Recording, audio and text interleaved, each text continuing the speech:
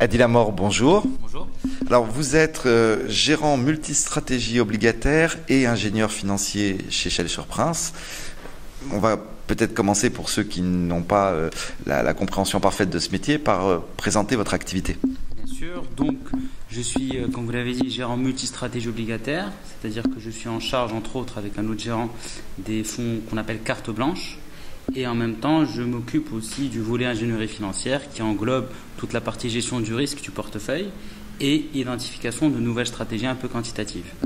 Alors, en matière de risque, justement, l'obligation a plus ou moins la réputation d'être le placement sans risque ou tout au moins à faible risque. Qu'en est-il réellement ? Effectivement, quand vous dites obligation, on parle d'un petit peu moins de risque qu'une action. C'est ce qui est connu, on va dire, de la plupart des personnes qui investissent dans les marchés financiers. Maintenant, au cours des dernières décennies, on a vu apparaître différentes sortes d'obligations et différents risques qui y sont adossés. Typiquement, le risque de taux, qui est une composante extrêmement importante, puisque aujourd'hui, je vous donne un exemple très simple, une obligation d'État française, donc qui a un prix de 100 avec un coupon de 2%, aura un taux de rendement, donc une rémunération potentielle de 2%. Maintenant, si demain les taux passent à 3%, le prix de cette obligation va baisser. Donc on risque de perdre de l'argent parce que les prix ont monté et qu'on attend une rémunération supérieure. Alors une obligation, c'est un morceau de dette, c'est de l'argent qu'on prête à une entreprise, mais ce risque de taux est complètement indépendant de la situation intrinsèque de l'entreprise. Effectivement, vous avez deux composantes, si je puis dire, lorsqu'on regarde la rémunération d'une obligation d'une entreprise quelconque, financière ou corporate de façon générale. Le risque de taux qui est inhérent à la partie un petit peu sans risque, qui est gouvernementale. Une obligation française sera reliée au taux de financement ou au taux de rendement français, ce qui paraît assez clair. Et la deuxième petite composante, qui est l'écart de crédit, finalement c'est le petit surplus de rémunération qu'on va attendre de France Télécom par exemple pour se financer, parce que ce n'est pas exactement l'État français que c'est France Télécom. Et donc ça, c'est ce qu'on appelle le spread de crédit, on va dire pour employer un anglicisme, et en français c'est vraiment l'écart de crédit par rapport au taux sans risque et qui rémunère le risque supplémentaire que l'on aura sur l'obligation France Télécom par rapport à l'État français en tant que tel. Et alors, ce qu'on pourrait appeler le risque zéro, traditionnellement, c'est l'obligation d'État. Mais on est en Europe, on est en zone euro, on a vu avec la crise en 2008, puis après surtout celle de 2011, que ce n'était pas si simple. Alors, qu'est-ce que c'est le risque zéro aujourd'hui en zone euro ?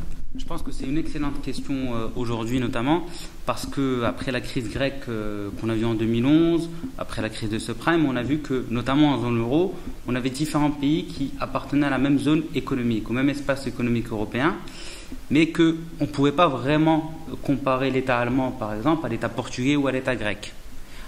Vous allez me dire oui, mais on a parlé tout à l'heure de l'État français et de l'obligation France Télécom, et on a dit que le taux sans risque, donc le risque zéro, c'était l'État français.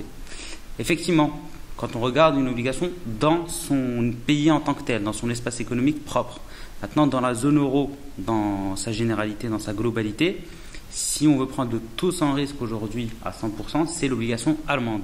Parce que l'État allemand aujourd'hui ne présente pour nous aucun risque de défaut. Et si on regarde l'Espagne ou le Portugal à contrario, on voit bien qu'il y a des petits risques supplémentaires sur un pays, donc un risque de taux, auquel on peut rajouter un risque pays, qui est un nouveau spread de crédit, un nouveau écart de crédit par rapport au taux sans risque de la zone euro, qui est l'Allemagne. Alors, petite question subsidiaire, on a souvent des avis ou des jugements sévères sur la situation économique de la France, qui sont parfois même très alarmistes. Comment se situe justement l'obligation d'État français ? Parce que d'un autre côté, on s'aperçoit que la France reste quand même assez bien notée du fait notamment de son volume d'épargne nationale. Donc l'obligation d'État en France aujourd'hui, elle se situe comment en Europe ? Aujourd'hui, l'obligation d'État française se comporte plutôt bien sur les marchés, même si sur les derniers jours, on a eu un petit écartement du spread entre l'Allemagne et la France. Les spreads, c'est l'écart de taux en fait entre les taux allemands et les taux français. On a eu un petit écartement de cet écart-là, ce qui signifie simplement qu'on a un peu plus de risques alloués sur la France par rapport à l'Allemagne. Ce qui nous paraît complètement cohérent, vu que les chiffres français ne sont pas au top. Je parle d'un point de vue macroéconomique, et que les réformes structurelles ne sont pas réellement en place. Les objectifs de déficit ne seront probablement pas atteints. Maintenant, ce qui rassure les marchés selon nous et selon Shelter Prince, je parle au nom de la société, c'est le fait que la France dispose, on va dire, de monuments qui ont une valeur. Donc c'est quelque chose en dernier recours qui peut avoir de la valeur, d'une épargne qui est très importante et d'une flexibilité par rapport à une augmentation éventuelle des impôts. Donc si vous rassemblez ces trois éléments, les investisseurs non européens, puisque c'est d'eux dont il s'agit aujourd'hui lorsqu'on parle d'investissement en France, restent confiants en ce qui concerne la dette française. Oui, pour reprendre une expression populaire, il y a des bijoux de famille que la France pourrait vendre pour éviter de se retrouver en situation de défaut. Je pense que ça synthétise parfaitement le point de vue. Ouais. Alors l'autre composante du risque, quand on regarde une obligation, si on sort du champ des obligations d'État, c'est finalement la situation de l'entreprise, c'est-à-dire sa dette ou la confiance qu'on peut avoir dans sa solvabilité à plus ou moins long terme. Tout à fait. Cette deuxième composante-là, elle est essentielle aujourd'hui, surtout pour Shelter Prince, pour nous qui sommes des spécialistes entre guillemets donc, du marché du crédit. Quand vous regardez une entreprise, on a parlé donc, du risque de taux qui est inhérent à toute obligation, mais vous avez aussi un risque de crédit. C'est le petit écart, vous voyez, par rapport au risque de taux. Cet écart-là, il permet vraiment de matérialiser la confiance ou la méfiance que l'on a par rapport aux expectations futures concernant donc l'entreprise. Est-ce que l'entreprise va réussir à générer de l'argent, à rembourser sa dette ou pas? Et ce petit écart de crédit, c'est ce qui rémunère et ce qui matérialise ce point-là. Effectivement, il est extrêmement lié à ce qu'on appelle communément le risque de défaut. Le risque de défaut, c'est simplement une entreprise qui aujourd'hui ne peut pas faire face à ses dettes. Elle ne peut pas rembourser une échéance qui arrive à terme. Elle ne peut pas se refinancer. Ça, c'est un défaut. Et le spread de crédit, donc l'écart de crédit, c'est la traduction mathématique et financière de ce risque-là. Alors, donc votre métier d'ingénieur financier vous amène à élaborer des stratégies. Et parmi les éléments à prendre en compte dans ces stratégies, bien entendu, la notion de risque. Alors, comment est-ce que vous abordez ça chez Shelter Prince? Effectivement, donc là, on a parlé un petit peu du risque de taux, du risque de crédit, et donc du risque de spread de crédit pour être plus précis. Donc ces deux risques sont très importants, mais ils sont un petit peu, on va dire, globaux. C'est vraiment des risques qui concernent l'ensemble du portefeuille. Si on veut aborder la notion de gestion des risques d'un portefeuille obligataire en tant que tel, on a deux approches possibles. La première, c'est de se baser sur des données historiques. On a vu dans le passé des périodes de stress, des périodes de crise, des périodes d'envolée des taux, de forte baisse des taux. À partir de ces données-là, on va réussir à calculer ce qu'on appelle une perte potentielle maximale. C'est dans le jargon financier la value at risk. C'est ce que vous pouvez perdre au maximum dans un horizon donné avec une certaine probabilité. Donc si je comprends bien, vous dites dans un horizon donné, c'est une perte qui s'évalue dans le temps. Exactement. Sur un placement à 3 ans ou à plus long terme, à 5 ans ou à 10 ans. Effectivement. On a un horizon donné qui est fixé et à cet horizon-là, on peut dire combien on risque de perdre, mais en se basant uniquement sur des données du passé.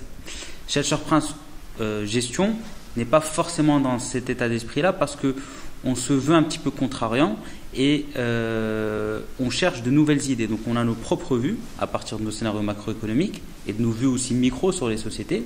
Donc on peut définir un petit peu ce qu'on attend du marché en termes d'évolution des taux, du risque de crédit, des différents secteurs. Et lorsqu'on a défini ces différentes composantes, on peut finalement avoir une vision un peu plus pertinente qui est une vision ex-ante, c'est-à-dire compte tenu de notre vue, voilà ce qu'on risque de perdre, voilà ce qu'on risque de gagner. Et l'avantage de cette approche est d'éviter d'avoir systématiquement recours à ce qui s'est passé dans le passé. Et donc en fait, vous formulez des hypothèses pour l'avenir basées sur toute une série de critères à prendre en compte pour élaborer des scénarios finalement. Tout à fait. Et c'est en ce sens-là que vous êtes un peu contrariant, c'est-à-dire que ce sont des stratégies originales que vous développez à partir de là? Originales, je ne sais pas, mais en tout cas, c'est des stratégies qui nous paraissent être contrariantes, être d'actualité et qui présentent la meilleure convexité. C'est vraiment le terme, si je puis dire, qui est le plus important pour nous, parce que la convexité, ça traduit simplement l'idée qu'on veut gagner plus par rapport à ce qu'on risque de perdre. Si je peux gagner 100 euros sur un investissement et que je peux en perdre 20, pour moi c'est un très bon investissement. Si je peux en gagner 100 et que je peux en perdre 100, j'éviterai cet investissement. C'est vraiment l'approche que l'on souhaite mettre en place. Et donc avec nos vues en ex-ante, donc a priori, on arrive à définir qu'est-ce que l'on peut gagner et qu'est-ce que l'on peut perdre.